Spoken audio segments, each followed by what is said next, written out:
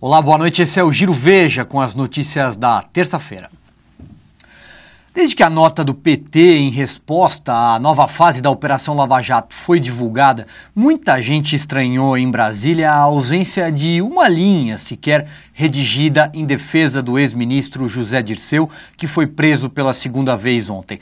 José Dirceu não é pouca coisa para o PT, é um dos maiores símbolos, foi um dos maiores líderes do PT e foi um dos responsáveis por arquitetar o projeto de poder petista. Será que o PT vai abandonar Dirceu pelo caminho agora? Vamos aguardar o que dirão os caciques petistas no programa de TV do partido na quinta-feira, ou se também vão ficar em silêncio sobre as novas descobertas da Lava Jato, que em sua etapa mais recente apontou a corrupção praticada pelo PT e pelos seus aliados, algo que hoje poderia ser batizado de corrupção de coalizão. Por falar em José Dirceu, o ex-ministro foi transferido para Curitiba e divide cela com 2 contrabandistas. A Larissa Borges tem mais informações. O ex-Silvio Dirceu começou hoje a dividir uma cela na Polícia Federal em Curitiba com 2 contrabandistas. Ele está na mesma ala que outros investigados da Lava Jato, como os ex-diretores Nestor Cerveró e Jorge Zelada, mas nenhum deles compartilha o mesmo espaço para que não haja combinação de versões ou qualquer risco para as investigações da Lava Jato. Antes de conhecer seus novos companheiros de cela, Dirceu enfrentou uma manifestação logo na chegada a Curitiba. Pouco mais de 50 pessoas fizeram um protesto diante da polícia, xingaram o petista e deram a ele boas-vindas à cadeia. Esse tipo de recepção é inédito na Lava Jato e obrigou os policiais a levar Dirceu pela porta dos fundos. Com Dirceu na cadeia, a principal preocupação da PF é analisar a farta documentação apreendida na casa de Luiz Eduardo, irmão do petista. Isso porque existem manuscritos de reuniões e documentos produzidos pelo próprio Dirceu que podem complicar ainda mais a vida do ex-ministro no Petrolão. A urgência é importante também porque Luiz Eduardo está em prisão temporária de 5 dias e os policiais precisam decidir até sexta-feira, com base nesses documentos, se solicitam ou não a conversão da prisão em preventiva, que é aquela em que não há prazo de duração definido. Silvio.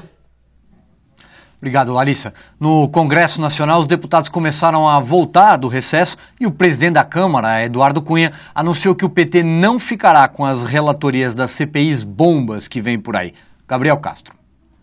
Olá, Silvio. O presidente da Câmara, Eduardo Cunha, excluiu o PT dos postos de comando das CPIs do BNDES e dos fundos de pensão, que têm potencial para atingir diretamente o governo e serão criadas nos próximos dias pela Casa. A primeira terá como presidente o PMDBista Marcos Rota, do Amazonas. Ele está no primeiro mandato e é da órbita de Cunha. A segunda será presidida por um integrante do DEM. As relatorias ficarão com o PR e com o PMDB, respectivamente.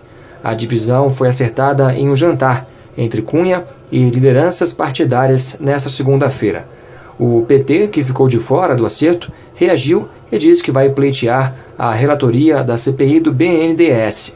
Mas, em minoria neste assunto, os petistas tendem a ser derrotados. A única esperança do partido é fechar um acordo com o PR, já que as duas siglas pertencem ao mesmo bloco aqui na Câmara dos Deputados. A Câmara também resolveu acelerar hoje a análise de contas presidenciais antigas. A Marcela Matos tem as informações.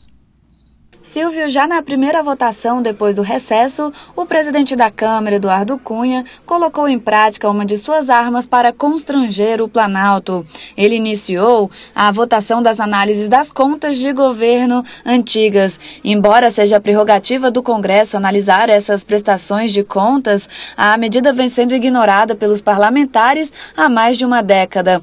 Cunha, no entanto, decidiu retomar a prática às vésperas de o Tribunal de Contas da União avaliar as prestações da presidente Dilma Rousseff de 2014. A tendência é que a Corte as rejeite e encaminhe o parecer para o Congresso, o que daria ao presidente da Câmara mais um instrumento para pressionar o Planalto.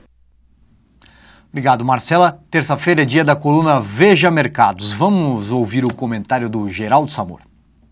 Olá, Silvio. Os 2 assuntos do dia hoje são os juros nos Estados Unidos e o dólar no Brasil. E hoje, ao contrário do que costuma acontecer, eles andaram em direções opostas. Logo depois do almoço, horário aqui do Brasil, o presidente do Fed de Atlanta, o Dennis Lockhart, disse numa entrevista ao Wall Street Journal que a economia americana está pronta para o primeiro aumento de taxa de juros em mais de 9 anos e que seria necessário uma grande deterioração nos dados lá para convencer o Fed a não fazer nada em setembro, no mês que vem. O Lockhart falou em nome próprio, não em nome do Fed, mas a opinião dele é muito respeitada no mercado porque ele não é nem propriamente um hawk, que no jargão de política monetária é aquele cara mais vigilante com a inflação, que está sempre pronto para subir os juros, nem o oposto disso, que é um dove, uma andorinha. Resumindo, foi mais um sinal claro de que o Fed está considerando seriamente um aumento da taxa de juros já no mês que vem. Com isso, os Treasuries, os títulos do Tesouro Americano, caíram de preço, antecipando a alta do juro, e o euro se enfraqueceu frente ao dólar. Apesar desse aviso do Lockhart, no entanto, esse fator Fed parece que já estava no preço dos ativos brasileiros, depois de dias de deterioração de preço aqui.